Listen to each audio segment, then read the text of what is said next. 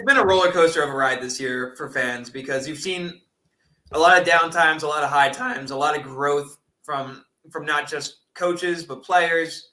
And we saw what happened last year on the after losing a Super Bowl, you go into last year, you start 10-1, everything feels great and dandy, and then you have maybe the worst collapse a team has ever had in NFL history potentially. Like it was pretty awful how drastically they turned a bad page, and the camaraderie wasn't there, the maturity wasn't there, the coaching wasn't there, the play wasn't there. Everything fell apart.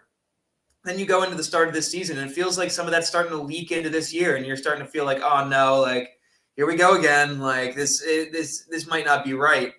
And then suddenly they hit that bye week, and they a flip switched, and or a switch flipped, and I had to replay that in my head a few times. I was like, that didn't sound right.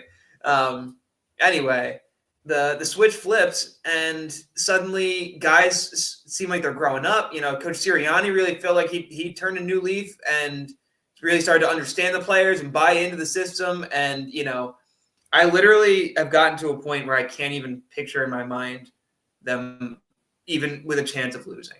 And boy, would that be devastating if it ends up that way. But this team has really put together a season that has made me supremely confident in being an Eagles fan. And this is probably the most dominant team I've ever gotten to watch.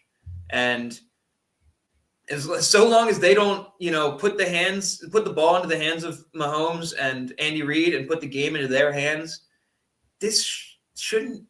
They're so good. Like they shouldn't be that close.